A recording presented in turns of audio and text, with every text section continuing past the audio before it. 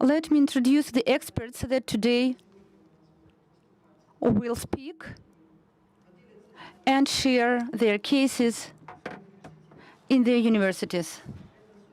These are Olga Sotnikova, rector of Syktyvkar State University,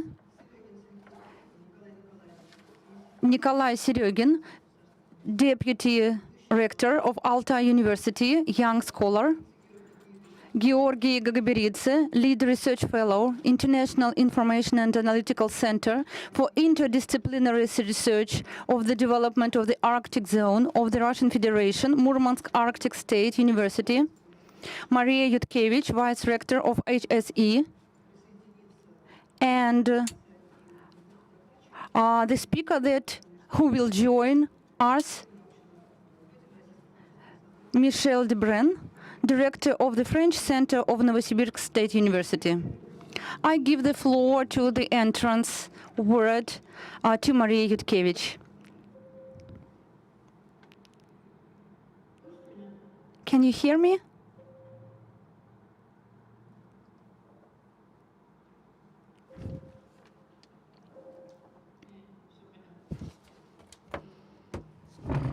Good afternoon, dear colleagues. I'm happy to see you here, and especially it's great to speak in this very room, because for HSE, not only for St. Petersburg campus, but the whole university, this is the first event offline that we hold for the last year and a half, and I'm happy to have the opportunity to meet our colleagues from different parts of our country,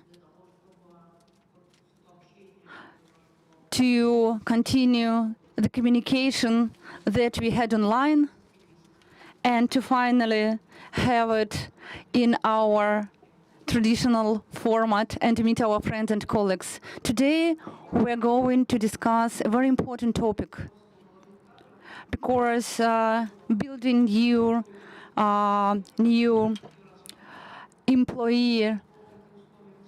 employees is very important, and the conditions that we create for our university are really important, because we want our colleagues to stay with us, and this is the main thing that helps our universities stay. We compete not only with the academic sector and not only academic environment, but it's also important to share the experience and understand key problems and issues and how to solve them, the ways forward, and to understand that we represent different parts of academic environment and to work out some unified approaches. So I wish us a very interesting discussion. I see colleagues from different universities, and we have a lot of information to share each other.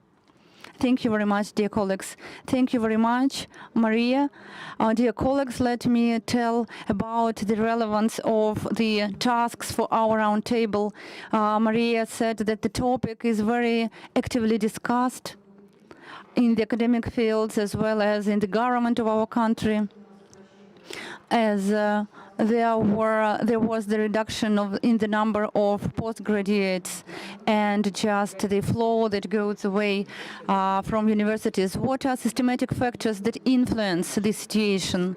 Our alumni do not want to go to postgraduate studies, and not always, they do not always finish these studies with their dissertation, or sometimes they just leave the country. So there are three types of questions, and we need to discuss the motivational stimulus, not only economics,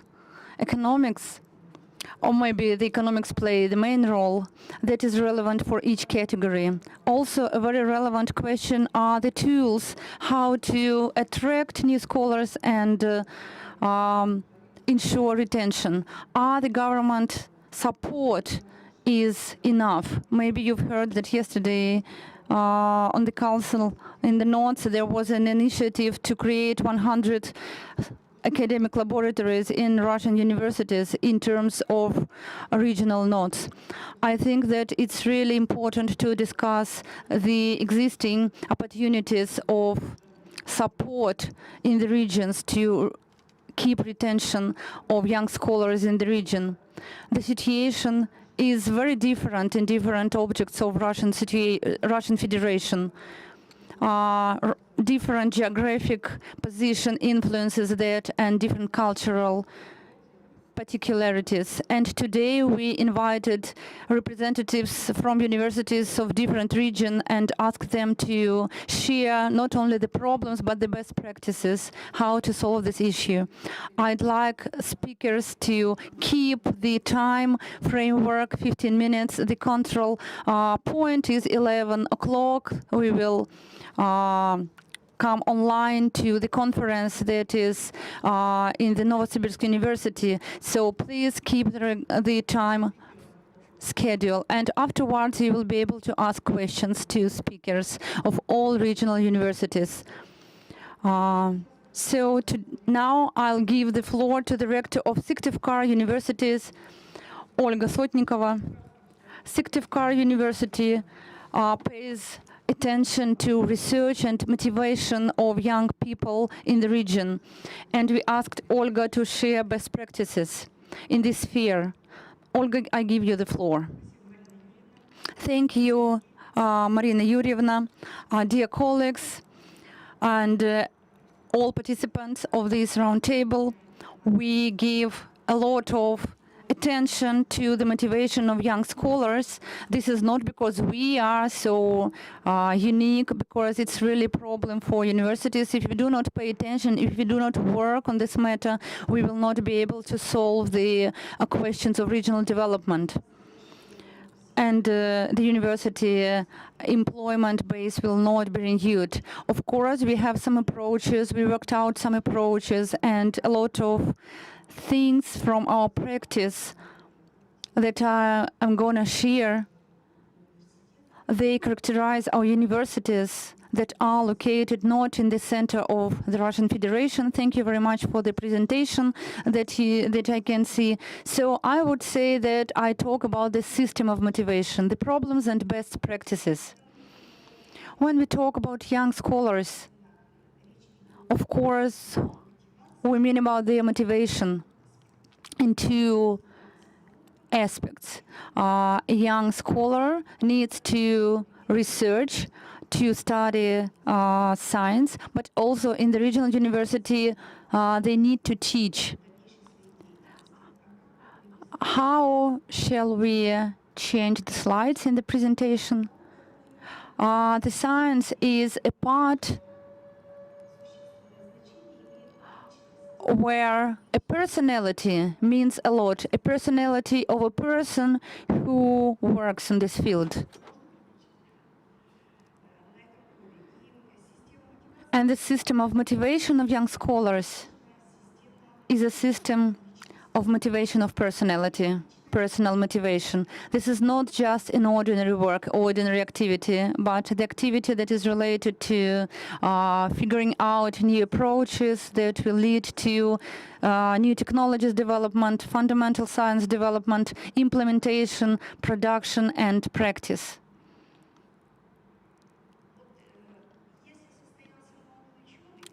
If we see a young scholar, they received a title, PhD. This person needs to be motivated to work in science. Then the task is to create conditions for effective work in science. We are going to talk about young scholars in a broad meaning. It's not necessarily a person who has a PhD degree and they had their dissertation approved and they had have an input into the science. We will talk about different categories because the system of motivation, the system of retention of young scholars in science starts with the secondary school time. Our university started this work long ago. It works with school students of different categories, specialized forms and with gifted children. We don't only promote them to enter our university. I always say that a person needs to find themselves. We try to show the opportunities that our university gives. Of course, we talk about students, young teachers who do not have postgraduate degree. We also consider them as young scholars because they have to be attracted to science. And of course, young teachers who have postgraduate degree.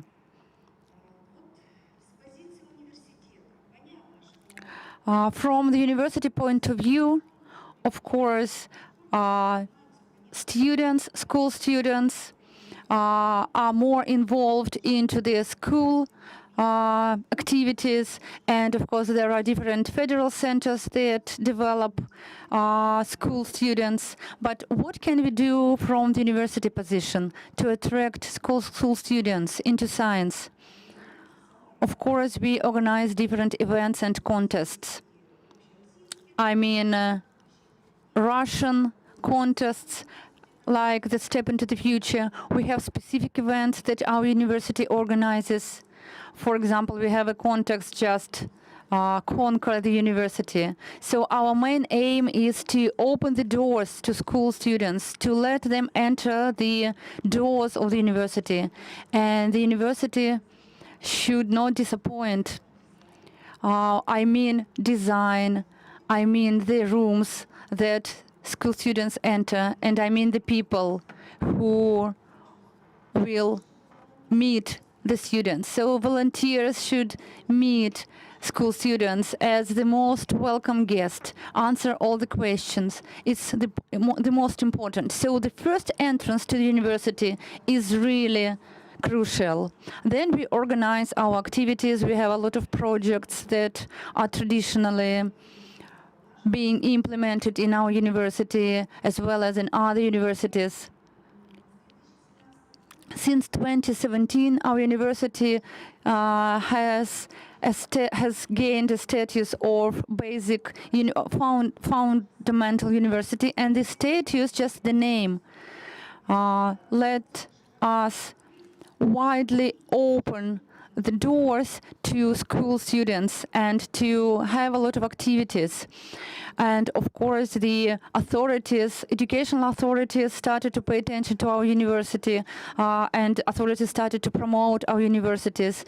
A lot of new projects appeared, and those students who participated in the day of our university, they started to visit our university, they started to participate in various programs, preparation programs, and we have the Center of Technical Creativity created for students, and we have all other activities that we organize for school students. We have to support school students. And of course, we can count all their achievements and additional score in the state exam. And of course, we attract different partners to make presents to school students when they participate in the events. School students do not need too much, so we successfully collaborate with partners. And we see the results that we have after having those aggressive, active campaigns. And for 10 years, we have not had students that were winners of regional Olympiads, because all stars left our Komi Republic. However, for 3 last years, we gained students who are winners from over different Olympiads, and winners of regional Olympiads are our students now. We are really happy, and we see that our work have results and was fruitful.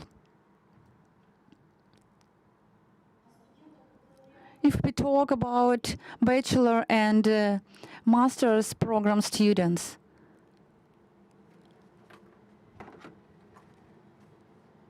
I'm trying to change the slide.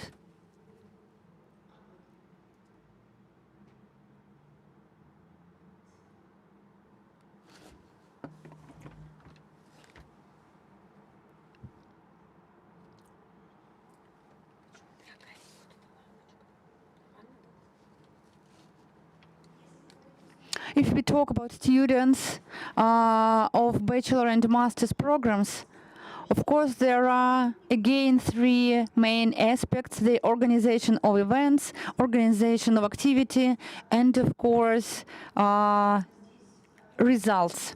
Of course, we use contests here. They are slightly different from those that we provide for school students. We have various contests by the president, by the government of the Common Republic, by the government of the Russian Federation, of course our partners, Lukoil, Gazprom, some Olympiads on different subjects. We have conferences and so on. Of course, you all know these kinds of events. The most important here is the informational message to students. They have to be attracted to those activities, and we need to help them when they apply for a grant. There are some technical issues that need to be solved. And we have a special department that supports and helps in solving those technical programs and technical issues. And when they see that there is a new application or a new opportunity for a grant, they already know what kind of teacher has students who can be interested in this activity, so they help to collect documents and to prepare everything for applying for a grant. Of course, we have festivals, and to organize research activity, we use traditional as well as not traditional activities. For example, students councils or students groups. It seems to be traditional, but at the same time, this group was not really bright. So to activate this, our university attracted external science that hold academic seminars in our university. But of course, students do not want to go to scientists who are not employees of our universities, because they will not get any credit, they will not get anything for their curriculum. So to enter these activities, we need to make a shift in the mindset. So our partners were really happy to participate, and they pay scholarship to those students who are participants of school of University Student Council.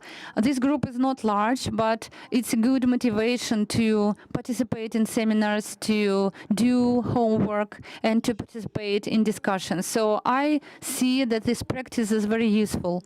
Another thing I'd like to mention is a project activity of a student. We have business centers, business incubations, as any universities have. We have technoparks, and engagement of students into these structures are important for development, entrepreneurship. The best entrepreneur is great when it has scientific base. And we have a lot of students who went to scientific projects from this entrepreneurial activity. And we have good results. We have more participants and winners of various contests. The publication activity of our students increased. In regards of postgraduate students and young teachers without postgraduate degree, the stages of this system, of this motivational system, are approximately the same. Again, we organize events, activities, and the results, expected results. We have some specific things when we work with postgraduate students. These are not regular students who has to be engaged.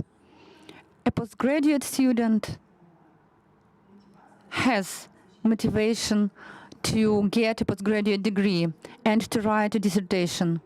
There are various forms of cathedral academic seminars. Almost every week we have these seminars so that a postgraduate student can speak and share information about their scientific work and topics. And with young teachers without a postgraduate degree, we implement the same activities. If it is a young teacher, they teach a lot and they have a contract, and the conditions in the contract are that from each step in the science they will get specific amount. I can share the form, and we made some modifications. So maybe something useful comes out of it, and we have a new program. It's second year that it's been in operation. We used to have it before. It presupposes that the young teacher, who is a scientist as well, he has paid business trips. He has a compensation for the expenses that he related to his scientific work, and even some equipment can be purchased. But we noticed that it doesn't give a really good effect. Maybe 15 to 20% of these people got a postgraduate degree. And so we changed the condition, so we are result-oriented. And this program is really related to salary. Salary is really good. So when a person has a PhD, he has a salary of 50,000 rubles, and then if he's a doctor, he gets a bigger salary. So we noticed when they become involved in science and research, they have families and their parents do not support them anymore. So they need to work, have side jobs, which doesn't let them devote themselves to science 100%. So we have a positive result here, and the first doctor dissertation will be presented in June. So we are short of time, so I'm going quickly. We have some scientists who are famous on the world scale. We have scientific schools and a leading scientific school with the third generation of physics that we educated. So going further, I would like to speak more about problems and some issues that we have. How can we solve those problems? When I was preparing for today's meeting, we had made an inquiry. What have we designated? In order to motivate people to do research, they need material support, so they need financing. 30% of people mentioned it in the first place as a priority. But I believe that they're mistaken, that this is the most important component. We can provide a couple of examples when financial support didn't bring to positive result. A young student or a teacher, he didn't actually become a young scientist. So it is not a crucial point, but of course it is an important one.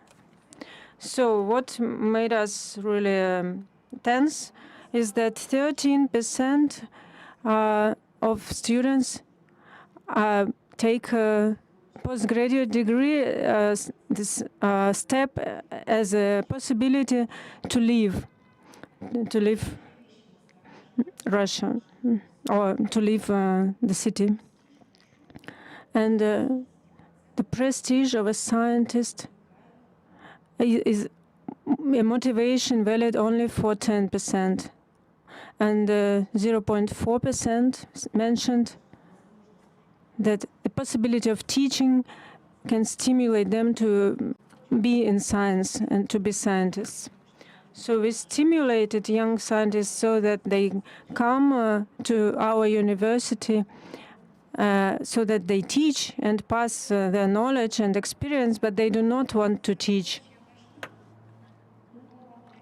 So material, financial side is important, but actually they need acknowledgement of their success, of their and when a young scientist who got a degree, a postgraduate degree, when he's loaded with a lot of paperwork and he has less time for his work, for his research, it is not that we really give them respect. And so in regional universities, mono sciences are starting to be formed. There are 2 schools that are serious in our region. But our students are really versatile. They work in different fields. We want to have other scientists as well in other fields. So we need to solve this problem through collaboration with the central universities. So one of the conditions is to bring this young scientists from somewhere else for a couple of months.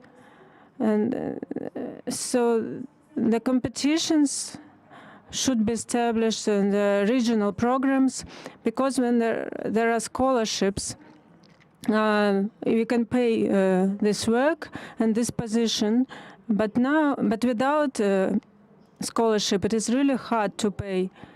So when we invited someone from abroad a year ago, I had a lot of issues when this person stayed with us for 3 months, and I couldn't actually explain what is the purpose of his visit. So we are speaking about the motivation of young scientists. So the issue actually is that we need to motivate leading sciences, and those ones will attract and invite and work with the young scientists. And this is how it should work. And I think this is what we need to think about, because it is vital. Thank you very much. Thank you very much. The report was really interesting, and I believe that if anyone in the audience has questions, we can save some time later for that.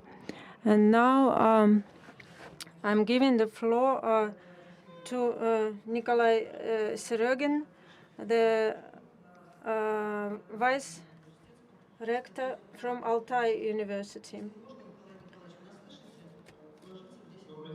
So the time limit is 10 minutes, please.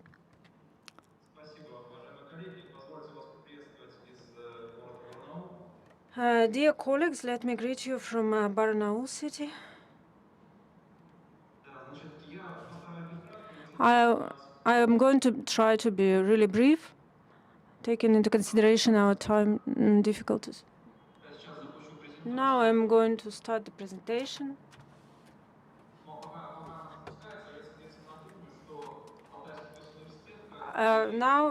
Before it starts, I will remind you that our university, as well as other regional universities,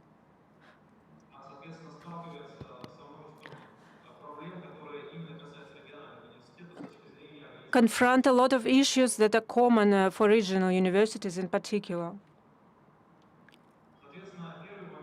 So the first point is that we have a couple of challenges. Not only the challenge of young scientists becoming involved into science. Соответственно, содержание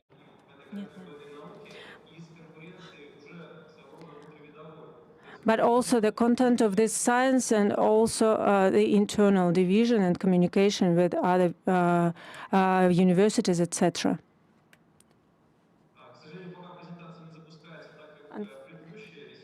Unfortunately, the presentation has not started because I see the previous presentation. Okay, I'm going to start my presentation. Пока она не запускается, я думаю, что технические проблемы будут исправлены. Продолжу пока. Через несколько минут возвращусь к презентации. So we have some experience in solving those issues. And I believe it is useful not only to represent those problems, but also have a discussion about them.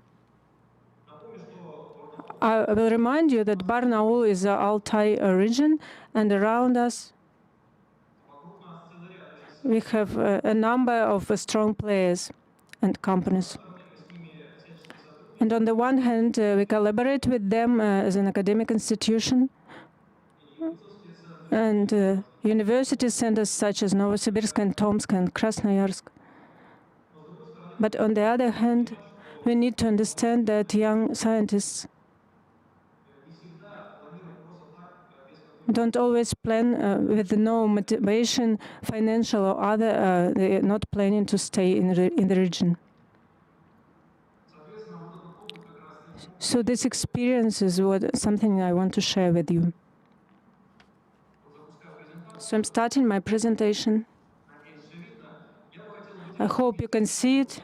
I would like to outline a couple of levels of support for young scientists. Can you see the second slide of the presentation? Yeah, I can see that it's being started by the organizers, so it's okay. So we work on different levels of support: federal, regional, and internal university level. Что касается федерального, то наши функции здесь, конечно же, не ограничены. As far as the federal level is concerned, our function is not limited to just informing.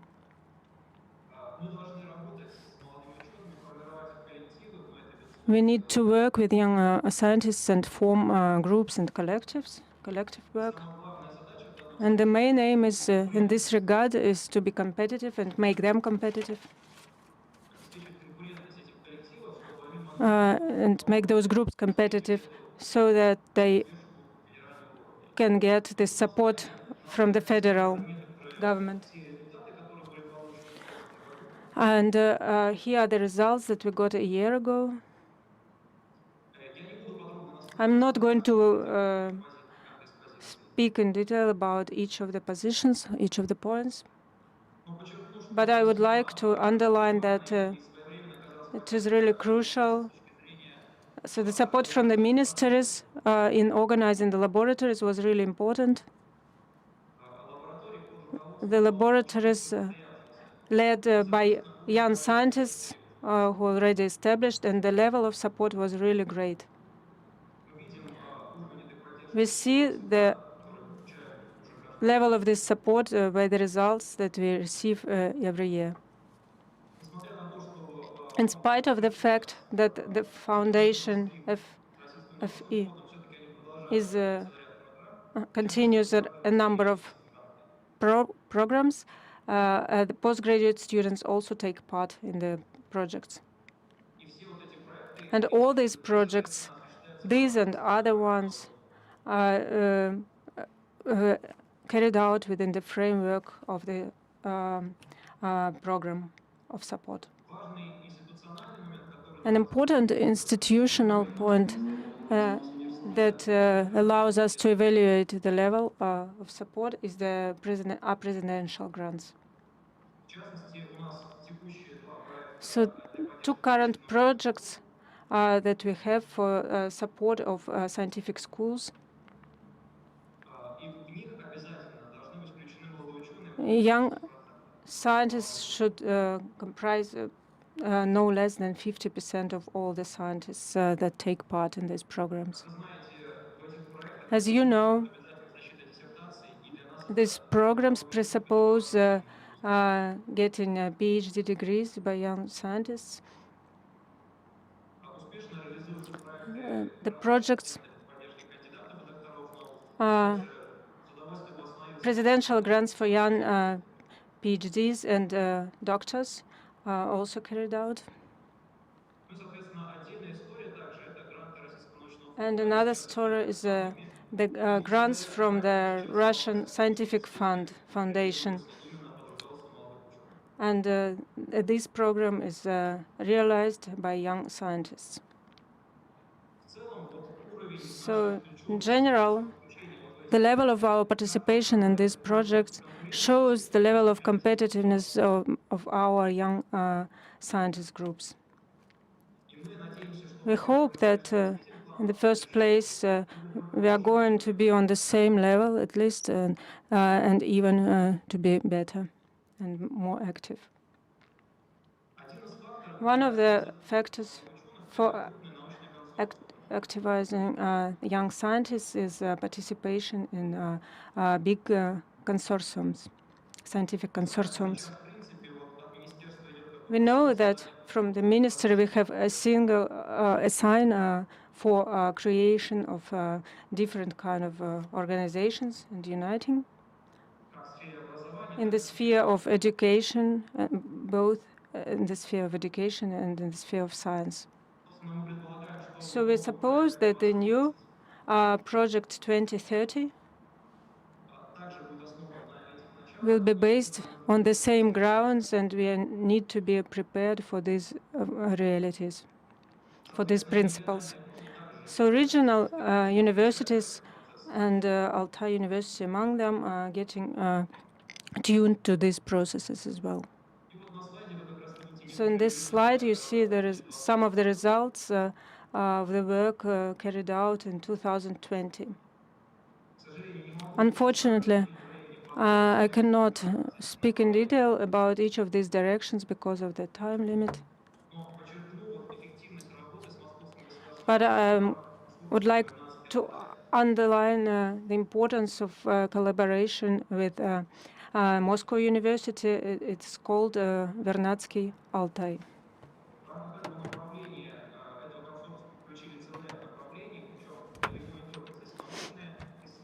So it concerns not only scientific researchers, but also humanitarian and social researchers.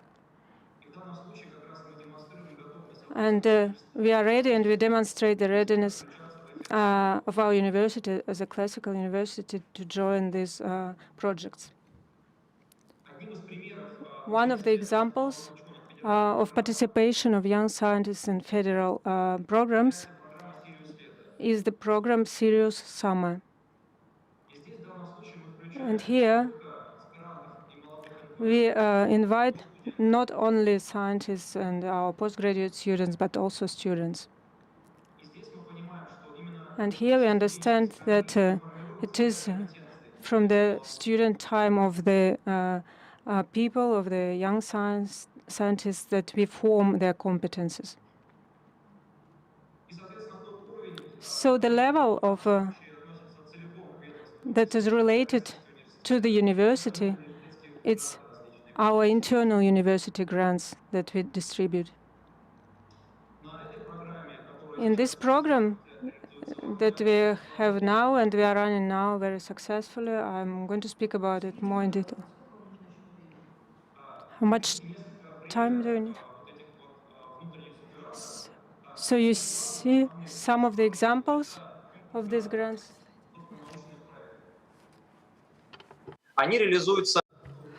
They are being implemented in groups by young scientists.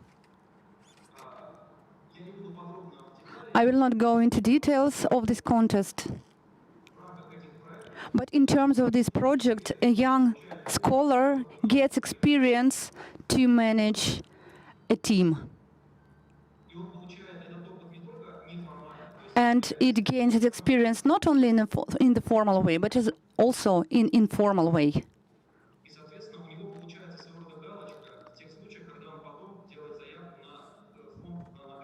So they can use this experience to make an application for a grant.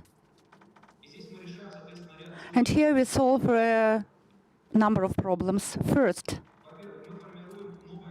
we form new teams. This is really crucial. The second, we form competences of young scholars to let them participate in bigger projects later. So in terms of academic mobility, we form other competences. And a special direction that we are trying now to implement These are rector grants to enroll into postgraduate studies. With great pleasure, I would stop here, but I see that the time is up. So I will continue my presentation. So one of the specific directions, this is an innovative sphere. I'd like to reiterate that in terms of this sphere, young student is the most successful.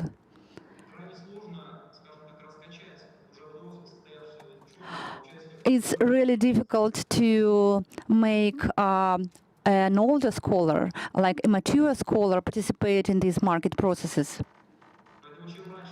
So the earlier we make young scholars start these processes, the better. You can see only some results of our work. This is the example of our university. And of course, this innovative system we see as the priority of our future work. Thank you very much for your attention. I will be grateful for any consultations, recommendations about this work. Thank you very much. Thank you. Can you hear us? Nikolai, can you hear us? Yes. Thank you for an interesting presentation. Unfortunately, we have very strict framework, so if there are some questions, we will let you know later.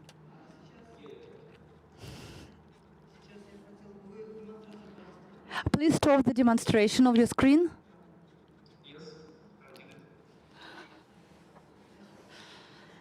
Thank you very much. I give the floor to the Murmansk Arctic University, the director of International Center of Interdisciplinary Research, Georgi Gagabiridze. We asked to share the solutions how to attract and retain young scholars into the far remote regions. Thank you very much, dear colleagues.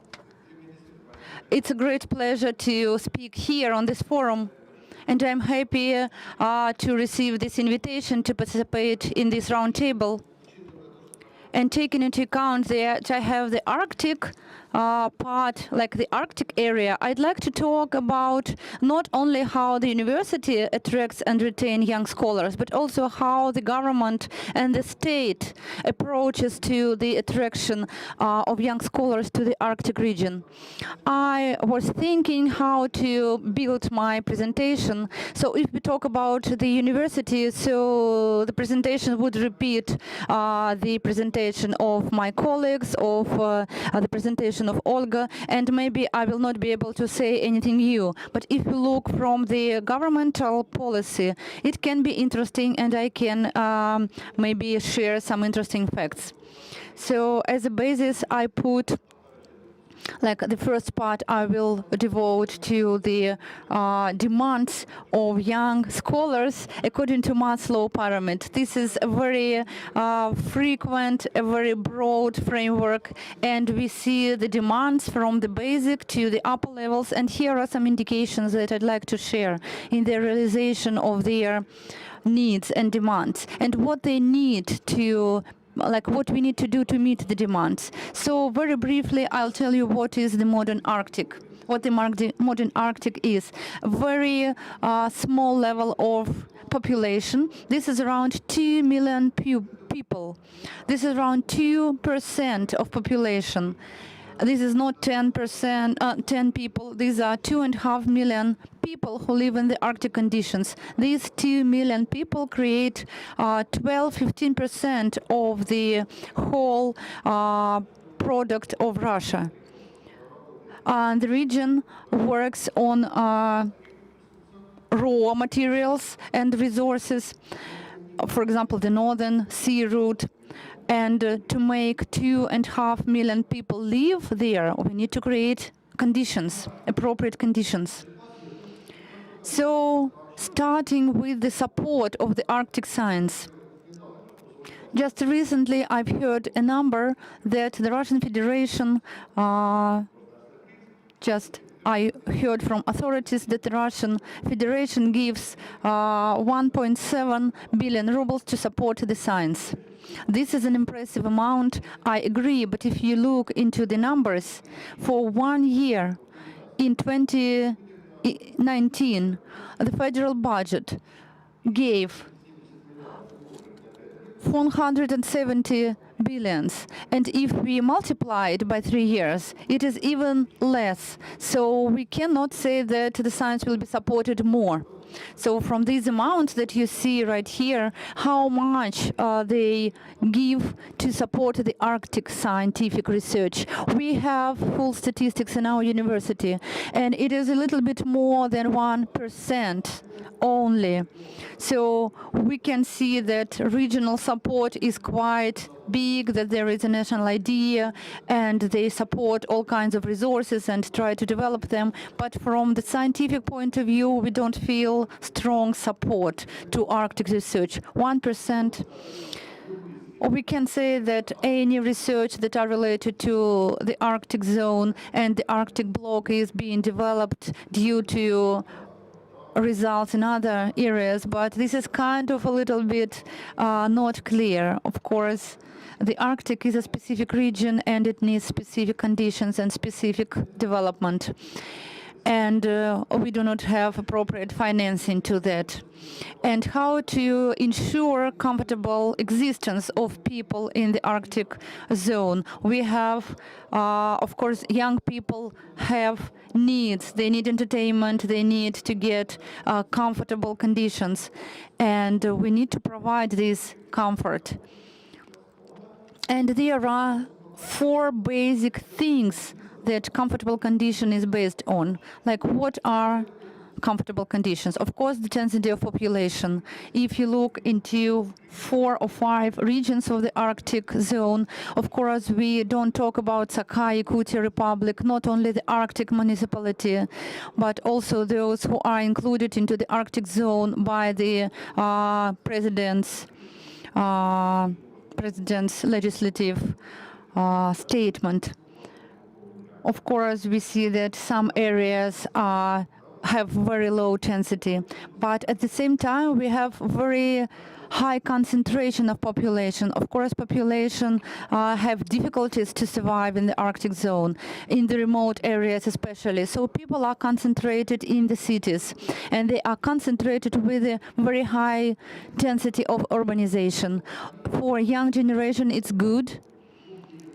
As in villages in the country, it's really different. And it's much more interesting and more comfortable to live in cities for young people. Maybe this high density is good, but the development of the Arctic territories is not the same. So we live in the cities, but what if we leave the cities? So what do we do in the Arctic cities? Visiting theaters and museums is quite difficult to ensure cultural, comfortable existence and engagement. So I'm sorry, but the way how people visit theaters and museums, like the level of visiting is much less. Of course, we have great museums, we have virtual reality, interactive activities. Yeah, so it is different. It depends from museum to museum. Tourists level. There are not many tourists that visit the Arctic zone. Besides nature, there are not a lot of cultural attractive sightseeing points. So, except for extreme tourism, there are not many tourists in the Arctic zone. Another entertainment is like consuming high-spirit alcoholic drinks. This is just statistics. And there are no other ways of entertainment, so just Russian way of entertainment. This is the sector of our entertainment, how it looks like. Another interesting point about birth rate of the Arctic zone. We have good numbers, like the what our government wanted, that and aims of our government to increase the birth rate. We meet the demands, but for whom we have this birth rate, this high birth rate? People usually leave the Arctic zones, so people want to live there. like what does it mean that people give birth to children? They want to stay there, but the conditions are not comfortable, so people leave the Arctic zone. Of course, I can tell you much more about the severe condition of this area. Of course, we will not talk about it. Any conditions are applicable for life, but of course, we have to ensure specific things how to make this life more comfortable. Transport mobility. Yes, we can see that transport mobility is quite okay, the level of mobility is quite appropriate, and if we move from west to east, gradually we see that the ticket prices are quite okay, and when we move gradually from west to east, the prices are growing for tickets. And in terms of scientific research, of course, we can go there. There is infrastructure. We can afford to buy tickets. Of course, we can go to the Western Arctic. We can make research there, and we can have different trips from western part.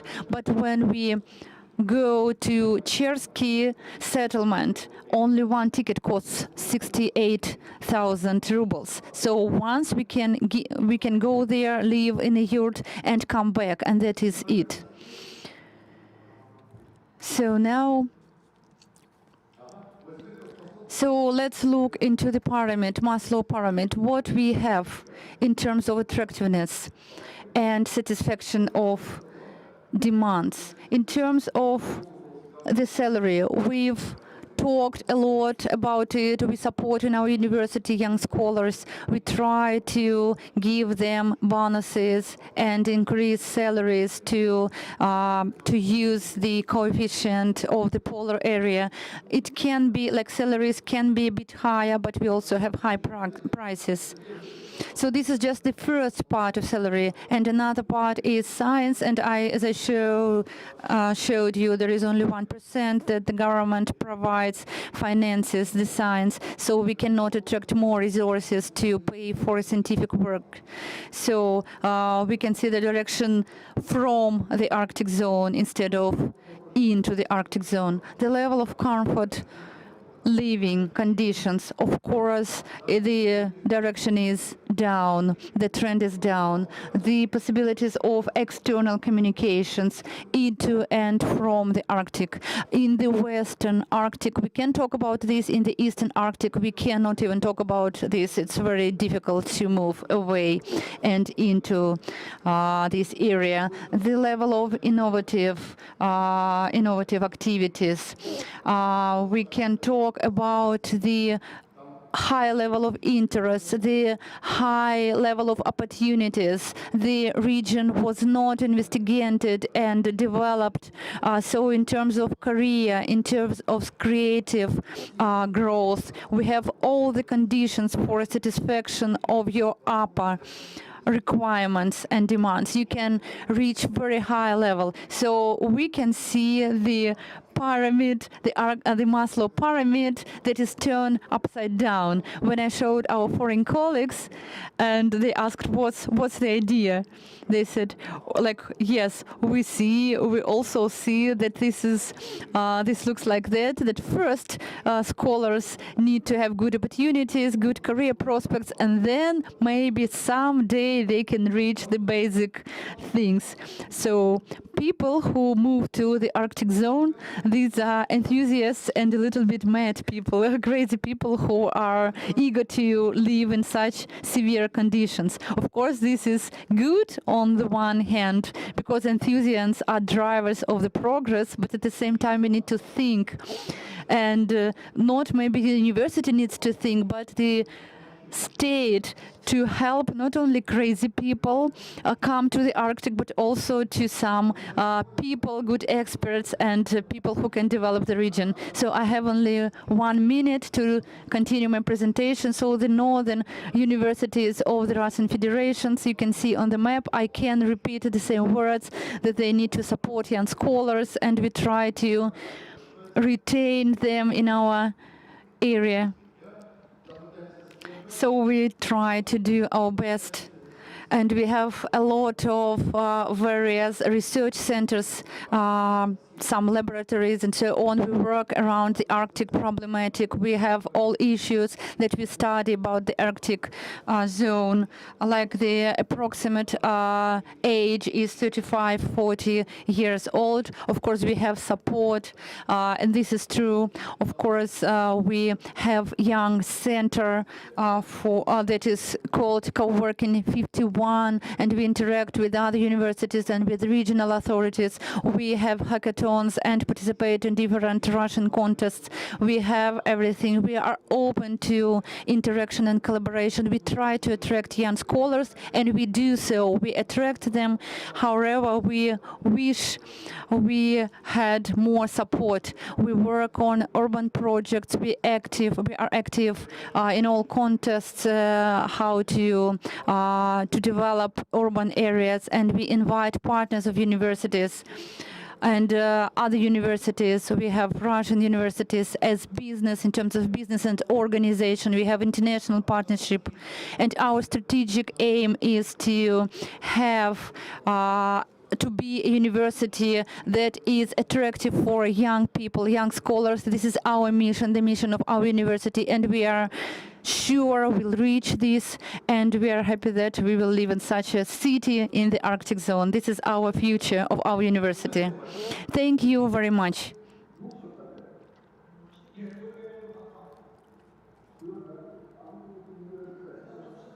So online conference is here.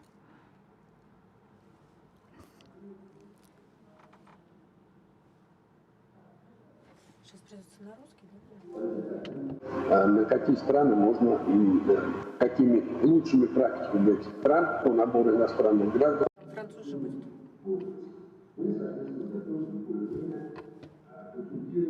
So anytime we are ready to effectively participate.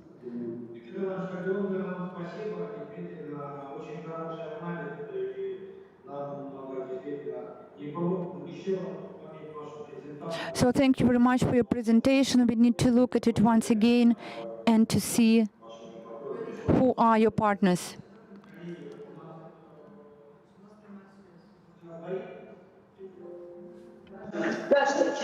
Нет, не кажется. Да. 212 продолжит по пилоту 100 Светланы Валерьевны, а мы подключаемся сейчас к We join to the next conference, online conference.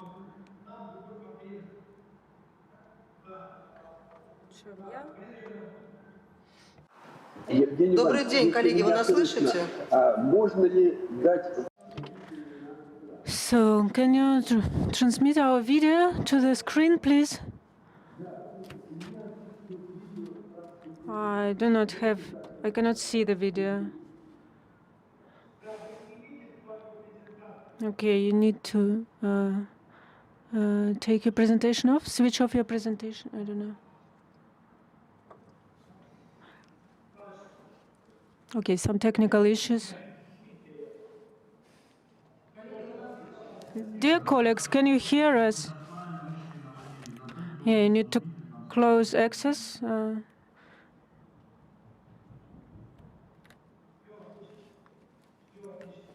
Okay, it's fine. Marina Yurievna, hello? We cannot hear you. Hello, good afternoon. Oh, good morning. I can hear you. Okay, our specialists must be working on this. Okay, technical issues.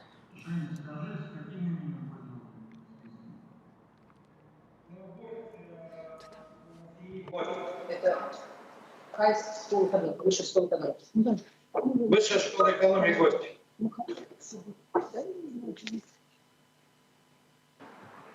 Коллеги, мне слышно. Коллеги, вы нас... Мне кажется, это пока можно даже не.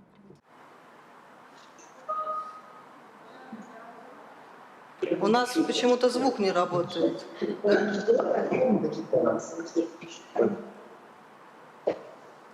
Вышка, вам даны права. Коллеги, вы слышите нас? Питер. Все, это Питер, да?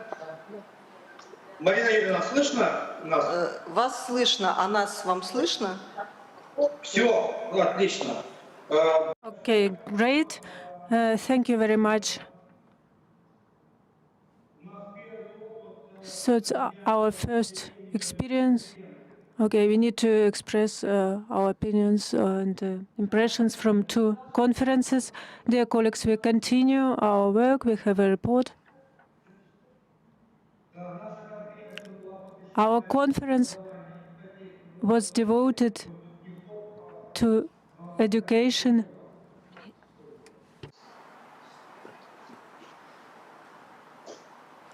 А наша Our roundtable was devoted to young scientists. We had 3 reports, and now we have the next report.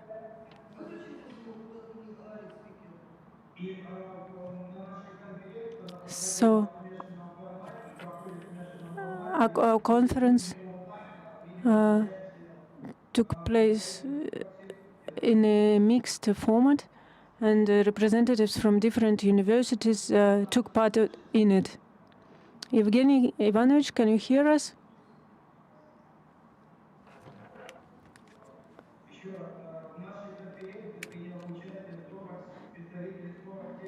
So we had representatives from 40 plus universities from a number of cities.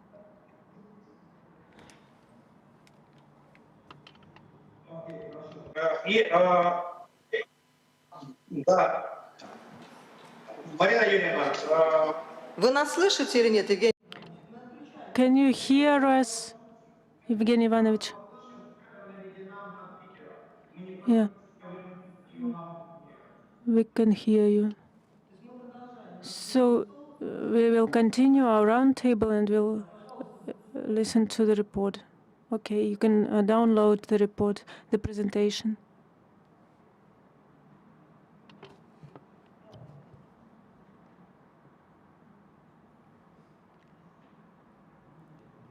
Okay, the next presentation. Dear colleagues, I hope we will solve technical issues, and I'm going not only to speak but also to show slides, and I'm going to make a couple of important theses. I'm going to introduce them. And first of all, I believe that when we speak in the terms of regional universities and central universities, we trap ourselves by the inequity that is created artificially. I realized it when I was thinking about translating into English of one text about regional university. So I realized that in English, the term regional means a totally different thing than what it means in Russian. Here, regional university is something from periphery, something marginal, and something that is kind of worse than a central university. So if a central university hasn't grabbed something, it goes to regional university. That's in this sense we have this inequality. I believe that we need to think more about regional universities and about creation of a balanced ecosystem.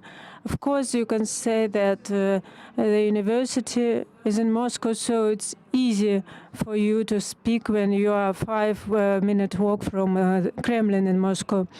But any university, doesn't matter how leading it is, no matter how leading it is leading in the context that it has created for itself. The university in Moscow, and a university is not necessarily a leading one in Moscow, in Russia, or in the world. So we need to create some ambience environment for that. Secondly, I believe that when we speak about young teachers, we actually we are moving the discourse somewhere to the side. I think we need to speak about people who in the beginning of their academic career. Why is it so important? Because universities, where the border between universities and non-universities is eliminated very often. It's very important to bring people inside from the industries, because how are we thinking right now? And actually, we could feel it in our today's discussion as well. What does it mean to grow a young teacher? It means not to let this talented student to exit from the university to the labor market. So as soon as a person gets out, it's like only a stupid person can come back. Yeah, and this is the wrong thinking. As a university, we need to bring people to the universities from a non-academic market. So I would speak not only about young people, but about people who start their academic activities. Yeah, right now, 99% of these people correspond to the people who are youth in their passport by age. But more and more often, we need to bring talented engineers, IT specialists, designers, specialists in languages, those who started their career outside the university but want to continue it inside. But so inbreeding, growing of the people inside, it's a practice, a rooted practice in Russian universities. But more and more often we are thinking about how to solve issues of bringing people from other universities. And today I would like to speak about such a case. I took a famous phrase to kill, you can't, you need to keep alive. Okay, it's a calembour that I can't really translate. Okay, here I would like to rephrase it, to grow because you cannot buy it. So the case of our regional program of postdoc education, it's a program of bringing to the university of new people. So the aim of these postdoc studies is to strengthen academic and intellectual exchange between the universities. So this idea is in bringing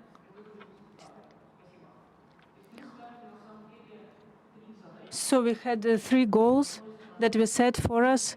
Firstly, to bring to the university new academics, and on the other side, to strengthen the interaction with other universities. In this sense, it is our contribution to creation of a common academic space. And thirdly, it's not that we want to be the aspirators in an intellectual sense, but also a kind of heater. So that means that the best people should not only stay in our university, but also leave for other universities. So what are Russian postdoc programs? Or people. So it's researchers from Russian scientific and education organizations who got a degree in Russia or abroad and would like to focus on carrying out researches. So the aim in the university is active participation in researches in the division and the development of interdisciplinary projects. And we see that when we took abruptly a person from the academic environment that he had, and we want to be a good driver when we take this person for these interdisciplinary processes. So in Olga Alexandrovna's presentations, there was an interesting explanation of how the person is integrated within the university, how we motivate him to solve academic aims. But I believe it is important, additionally, when we grow an academic, we want not only to grow his academic competences, but how he will become what is called a good citizen of our scientific community. Why this person in 10, 15, 20 years will take our place as academic administrators. So we can't grow a person who only thinks about his achievements. We want a person who wants to develop the environment as well. So what we mentioned here already is that young, older scientists take care about young scientists, because otherwise it would be an atomized society with a lot of issues that we would need to solve. So in this sense, we see motivated colleagues as postdoc students who are motivated to introduce new practices into the universities. We have a small program. We only have 51 postdoc students. So this is a scheme that shows material effect of this program. This program is important for us, and I often show it as an example because it possesses a great multidisciplinary effect, cumulative effect, because it is a kind of thing that breaks the calmness that sometimes exists in the university. You know, it's difficult. It is easy for a university that is a leading university as our School of Economics to say we are great and to stop. So we need to develop and we need to grow, because if we stop, we will lose this place. So very often young people come, and often they come from peripheral universities, and their level of competences is not enough and not comparable to our students. But what do our graduates see and want and stay with us? They see that a person from periphery comes, Novosibirk, Krasnoyarsk, etc. They see that this person has a lot of drive, and in a year time, this person attains the level or even becomes better in his competences than a person from Moscow, because he's interested in everything. He is not taking everything for granted. He is really curious, and he has a lot of motivation. And we need to think about different practices, and that would be kind of boutique practices. And we shouldn't think about like 300 students and think that the quantity decides everything. We don't need 300 people.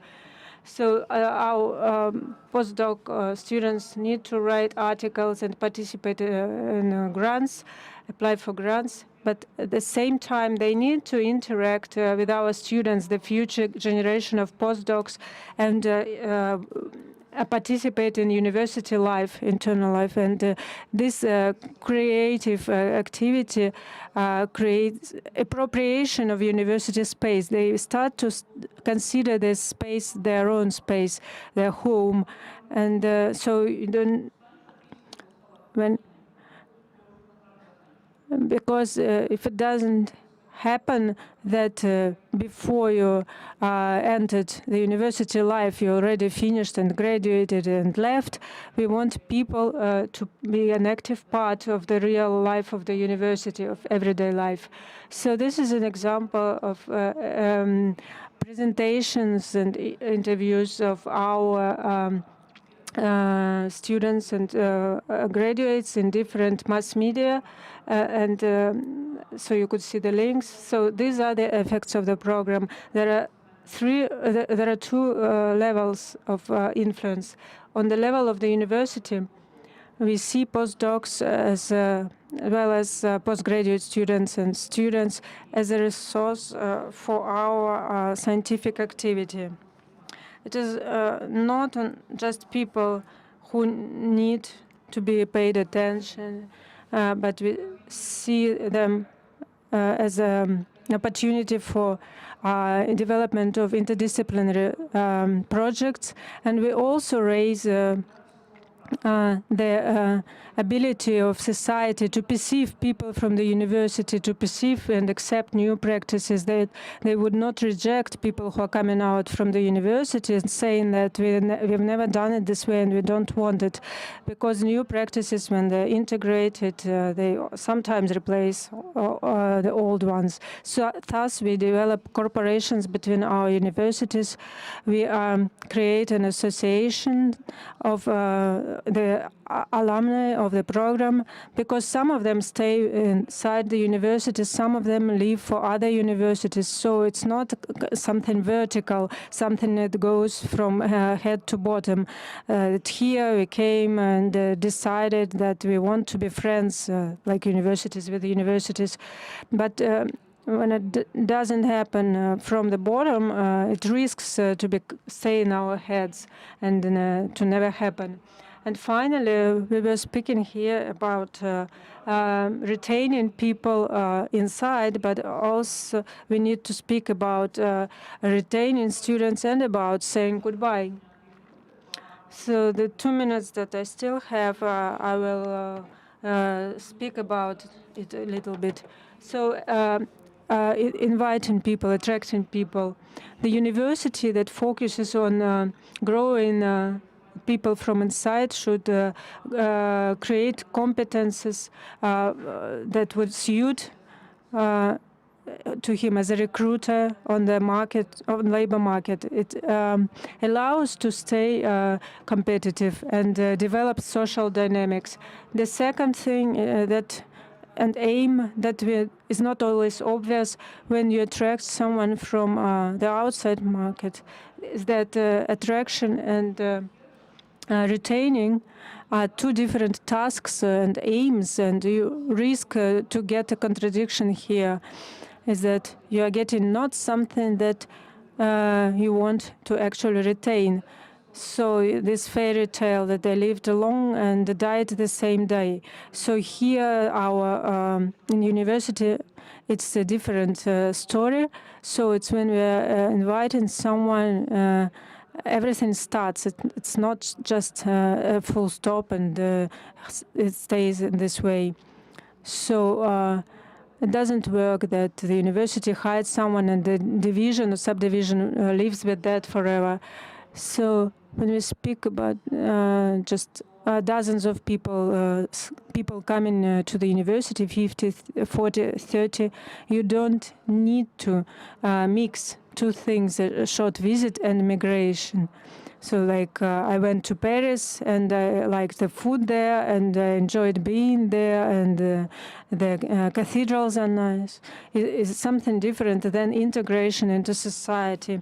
And in this case, to impress someone who came to visit for a month is not the same as to create equal opportunities for his work within the university for a long time, because when you want to create a comfort zone, like conditions for international people, original people, you need to solve comfortable environment for your own people in the first place, because what we call Potemkin village is something that is only a facade, because these external pictures that you can show, they just fall and get destroyed, and you have something else, a reality.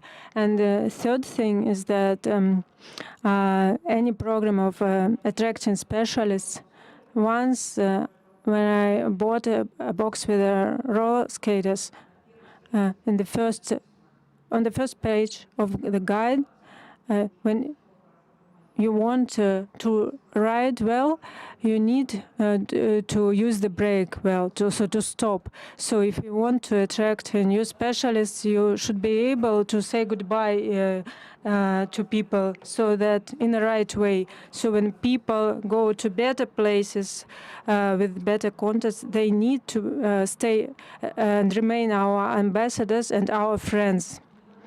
So it never happens that 100% recruiting is a successful thing. So to gain new people, new employees, we need to let someone out. This is a very important task, and we will not be able to solve it if we not feel ourselves as one unit. And if a person leaves the university and it goes to another area, we are interested in this person to have a good job in this new area, and we want our colleagues feel the same with us. And we can build this relationship only with integrative actions. Thank you very much. It was a very interesting presentation. I'm sure our colleagues agree with this. We have one more case of our program from Novosibirk University, the tool of internship. Michel Debré, I give you the floor. The floor is yours, if you can join us.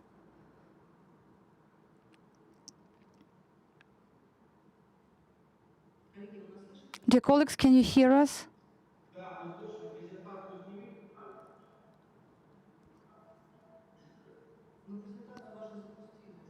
We started your presentation.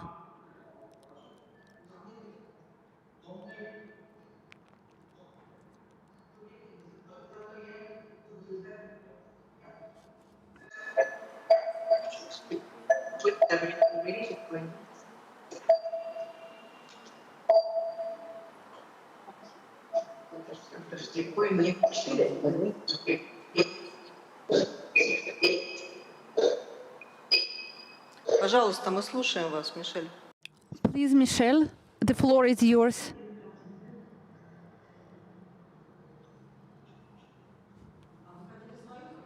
Would you like to start your presentation?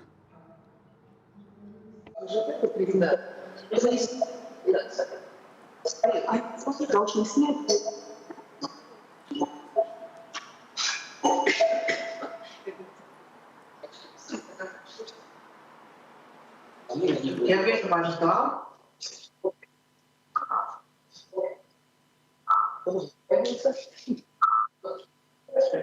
Теперь моя презентация с вашего экрана исчезла. Это совсем интересно. Теперь я попробую. I'll try to share my screen.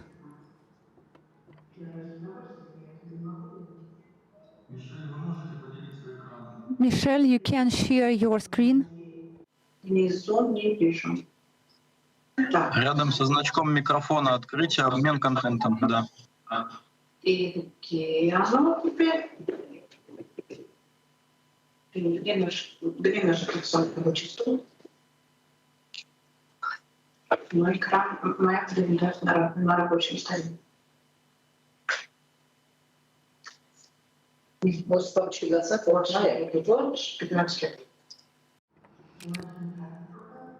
presentation is being started. Вы презентацию не видите. Unfortunately, now we are not able to see the presentation. Будьте добры, скажите, что вы там видите? Я теперь свою презентацию вижу, а вы ее видите? Нет, мы не видим. И мы вас не слышим теперь. Сейчас только иконку вашу видим, больше ничего. Так, коллеги, так, пожалуйста. Вы видите...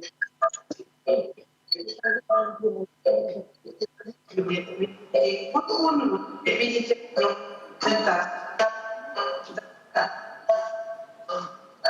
Коллеги, у нас какие-то технические трудности. Мы, наверное, не сможем посмотреть презентацию. Да, у нас по времени уже.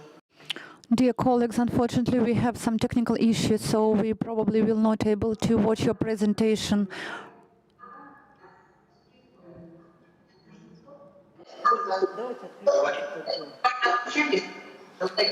Коллеги, у нас остается немножко времени. Давайте, может быть, мы обсудим, да, вот то, что мы услышали. So, dear colleagues, we don't have enough time. Unfortunately, we were not able to watch the presentation from the Novosibirsk University.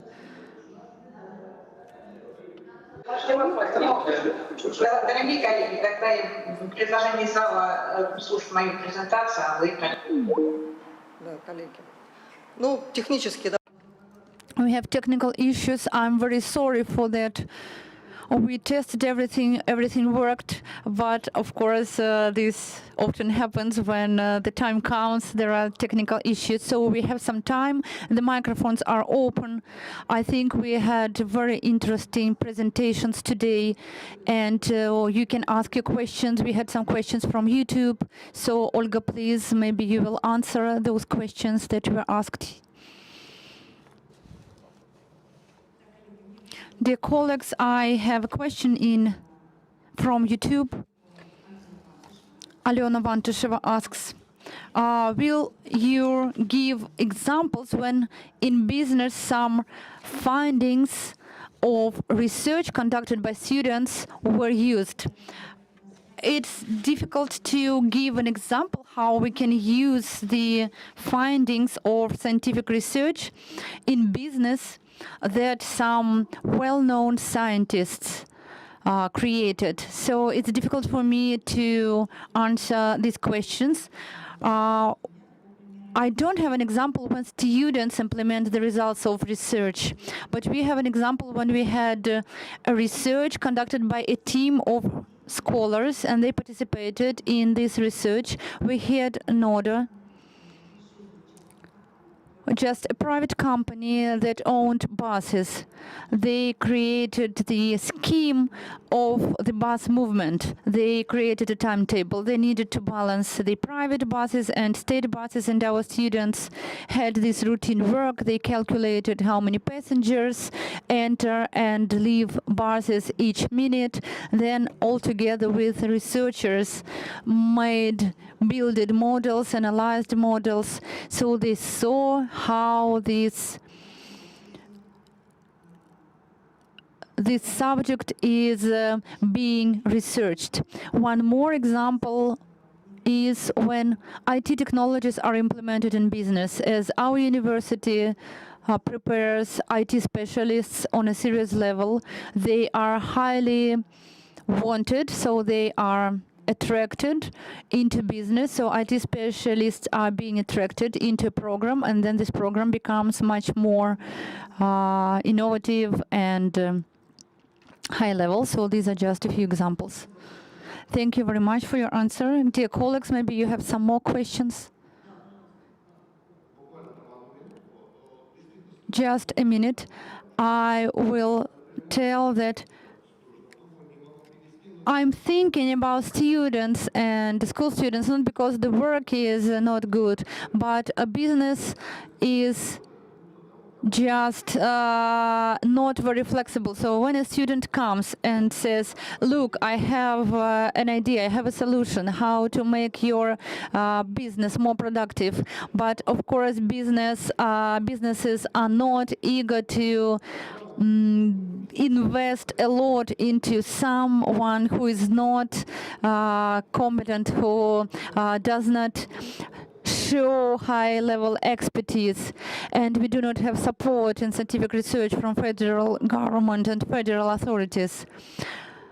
We have only APEC fundings, so our science is being developed due to grants, but some findings are implemented, for example, in emergency situation ministry, and we have this practice in such spheres. Thank you very much. Dear colleagues, please ask your questions.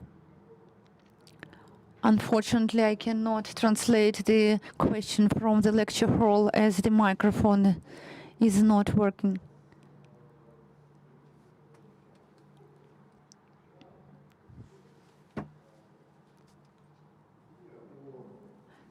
So my question is about the substitution of the deficit of academic scholars, Russian scholars by foreign scholars. Do you agree with this idea that we have a deficit and it will retain? So please tell me your attitude to perspective of attraction foreign scholars and foreign students, foreign postgraduate students. What are main perspectives and maybe some pitfalls? And what about the program for postdoctorate scientists? Will it be open for foreign participants? If yes, why? If not, why? Can you share your opinion, please? Let me start. Thank you very much for the question. Let me start from the answer to the second part about the postdoctorate programs. This program appeared earlier than for Russian postdoctorate studies in our university. We have international recruiting in our university in HSE, and we attracted people who got a degree for long-term contracts, for contracts with well-known scientists. But then we realized that we need to think about international postdoctorate students. As a person who comes to Russia when they've never been before, just to get a 6-year contract that continues into a long life, long-term contract, these are huge investments. But to come for a year or two to understand whether the university suits them, whether the atmosphere is good and the conditions are good. So these short-term programs work really well, and we copied the postdoctorate program for Russian students from international one. And the question of attraction of international students and teachers. First, in a global world, I'd try not to contrast in dichotomy Russian and international. Russian can be different, international can be different. So we need to realize that when we attract international students, of course, we see a lot of objectives and challenges, cultural challenges, organizational challenges, legislative challenges. But at the same time, this dichotomy is a little bit artificial compared to how it was seen. It can be seen in a global agenda. Key question is the question how we are valuable for the market, how we are valuable for foreign colleagues. And the question of students and teachers are different markets and different questions. About students, we understand that they come temporary. So students are temporary. They try to gain competencies from us. Teachers come for longer periods, and they bring values and competencies to our university. So we need to think about this issue not in the context whether we need foreign teachers and foreign students, but in the context of this balance, what we can give people and what tasks we can solve with their help. And as a specialist for international relationships, international recruiting, there is no such term as international student. The markets are different. Latin America market, the USA market, Asian market, they are all different, and we should act there differently. Thank you very much. Dear colleagues, do you have any other questions? Please, Alina. This is our young scholar. We would like to ask what lacks. Unfortunately, I can't translate because the microphone is off.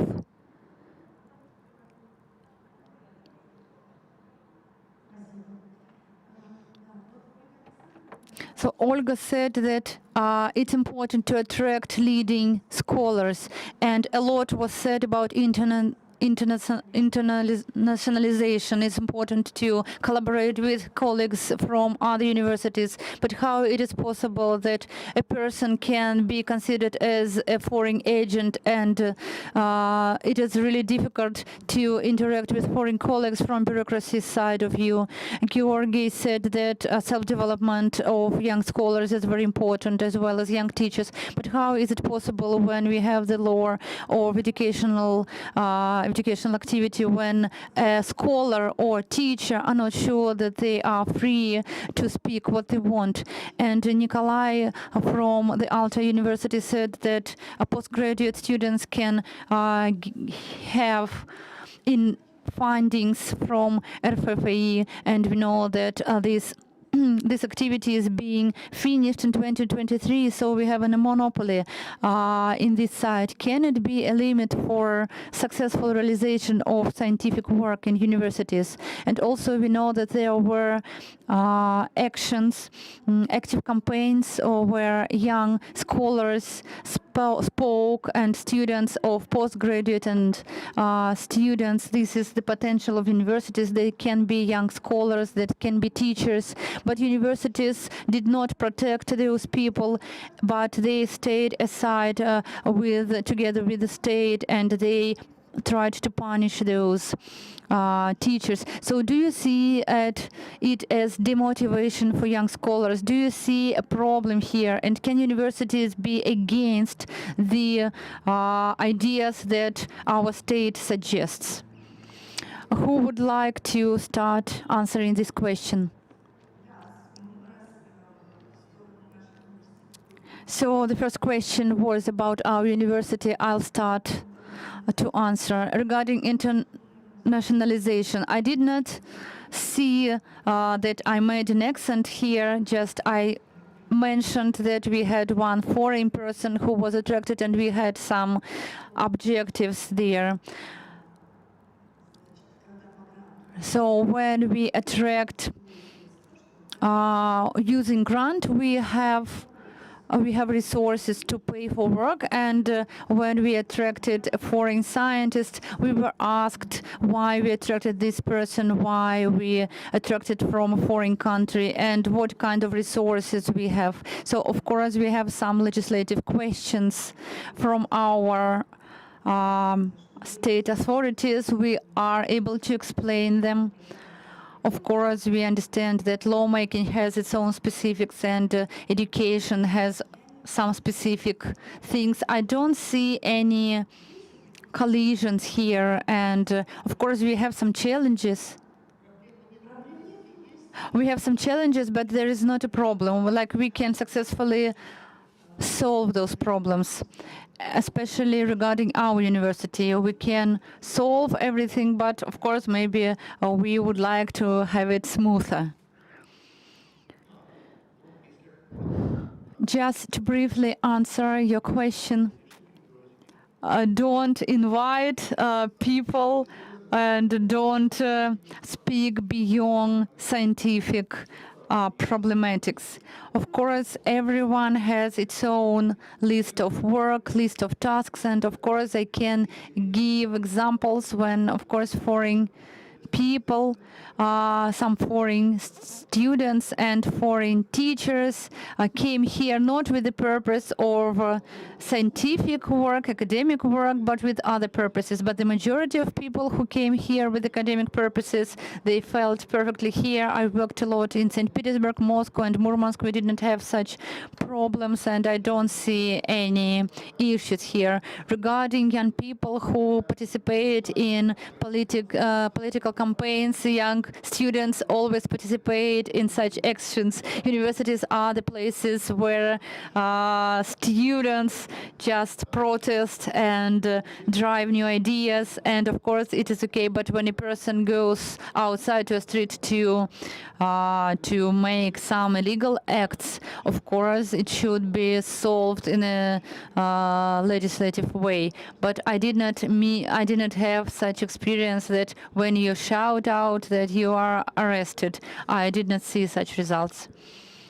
Thank you very much. We see your position. Maria, please, the floor is yours. It's an important question. Of course, the academic freedom was and is always a key factor for developing the universities. Of course, we know the situations when in China, for example, China is one of the growing communities and countries, and it's difficult to talk about democratic universities. In this context, we can talk about academic freedom, and this is the key factor. But at the same time, we need to understand what you mean by academic freedom. So when we speak about academic freedom, we need in the first place to speak about the opportunity to carry out scientific research, choice of themes and resources, instruments, methodology, without looking back to the political restrictions. This is what freedom, academic freedom means. And it doesn't mean to take to put on a T-shirt with a university symbolics to go to protests, for example. Universities and state, when you speak about it, state universities in Russia are state institutions, and a considerable part of their financing is state money, and they solve issues that state sets before them, and they try to be politically neutral and balanced opinions and division the political agenda and what is going on of academic auditoriums. And we are not accepting situations when inside the teachers translate their own or transmit their own views to students. So this is what we mean by but being politically neutral. And then we had a strange statement. So scientific, all these restrictions will prevent us from carrying out our scientific work. A lot of things can impede scientific work, actually, and the times have always been difficult, and transmission, the accumulation and creation of scientific knowledge, and why academic activity is important. It's searching for knowledge and a way of thinking, and the question of, and it's inside, inside people's heads often, and it's a way of thinking. And what is going on outside is actually another issue, and unfortunately we are here the only representative of the young student society. Actually, it's symptomatic then that another student is there in the hall. He raised his hand. So this is symptomatic that young people are not interested in this discussion, for example, because many of them are in the laboratories and they're working and maybe not thinking about these issues.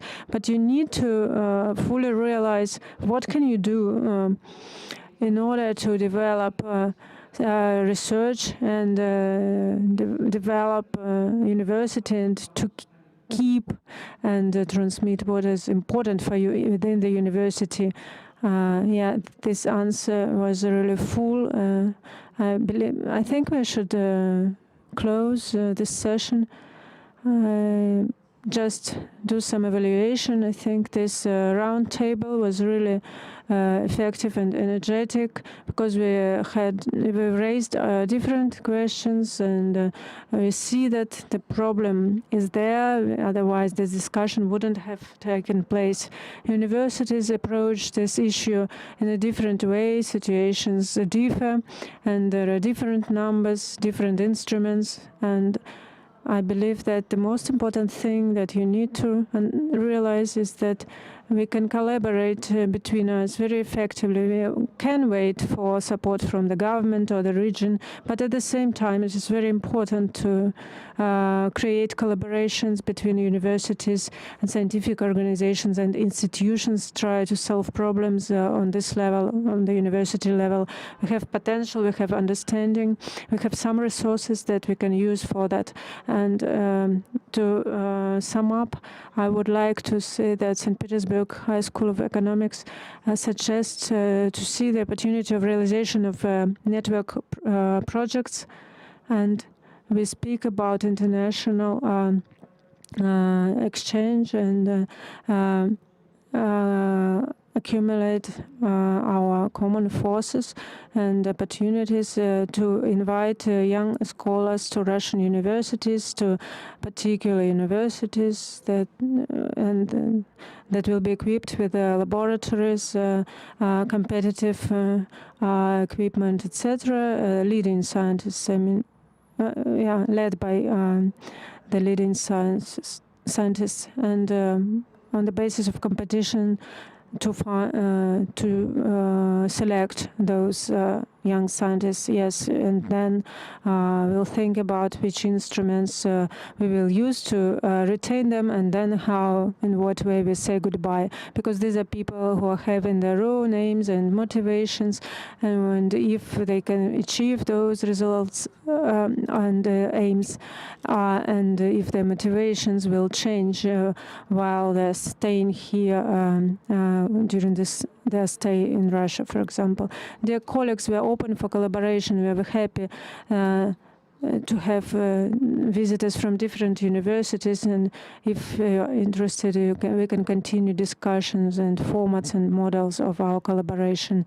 We can speak about realizing network projects. Thank you very much for your attention. We're behind the schedule, but still, thank you.